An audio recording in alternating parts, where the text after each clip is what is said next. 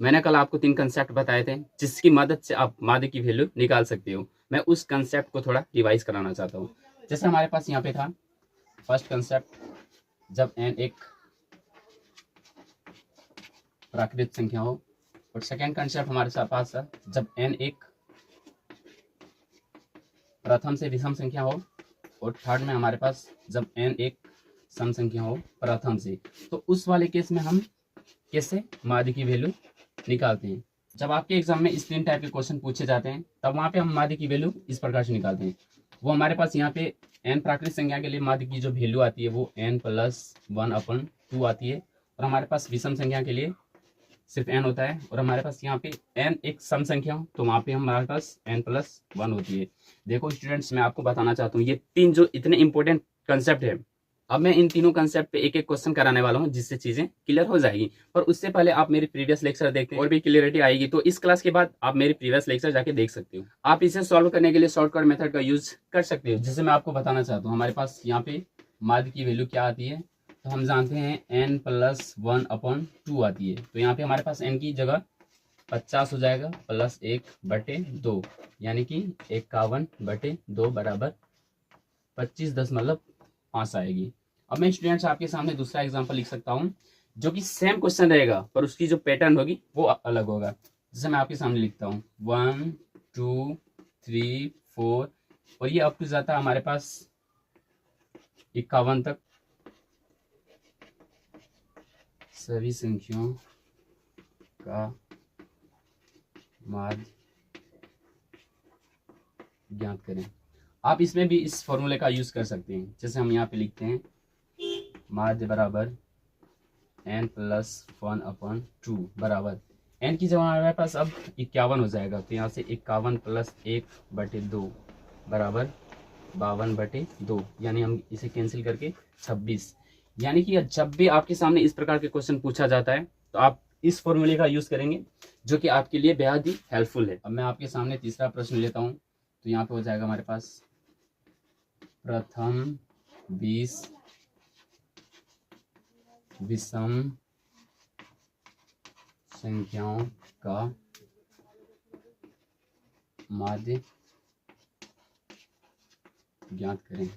अब मैं आपके सामने चौथा एग्जांपल लेता हूं जो कि इस प्रकार से है 1 3 5 7 9, और ये हमारे पास जाता है 21 तक।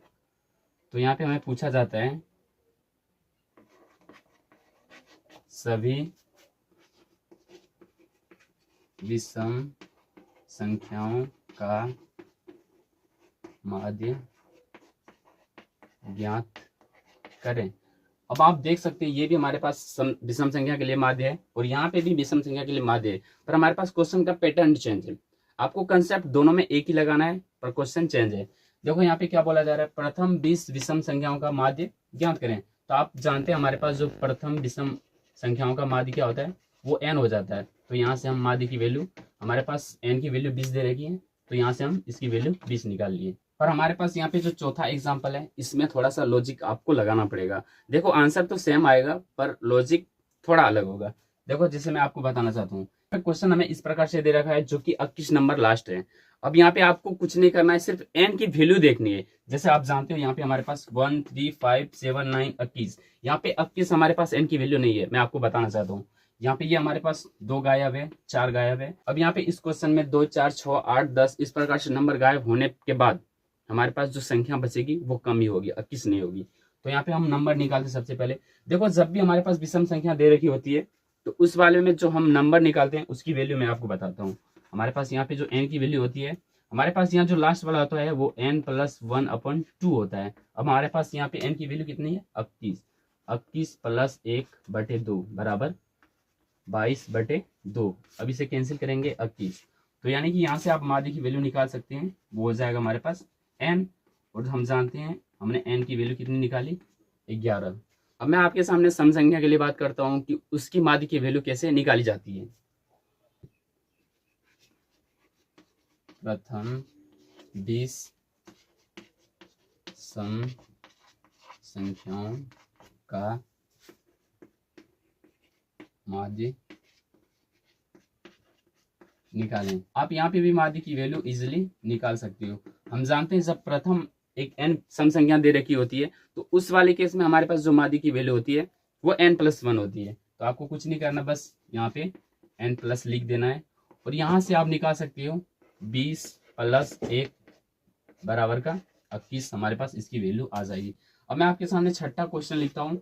देखो कंसेप्ट ये रहेगा पर वहां पे क्वेश्चन का पैटर्न अलग होगा। देखो आप जब तक क्वेश्चन नहीं समझेंगे तब तक सॉल्व भी नहीं कर सकते हो। तो यहाँ पे मैं लिखता हूँ आपके सामने, ये हमारे पास 2 4 6 8 और इस प्रकार से हमारे पास ये जाता है 22 तक। यहाँ पे सभी सम संख्याओं का माध्य निकालें। आप जानते हो हमारे पास ये एक सम संख्या है और सम संख्या के लिए हमारे पास माध्य क्या होती है, हम जानते हैं यहाँ पे माध्य की वैल्यू n+1 होती है।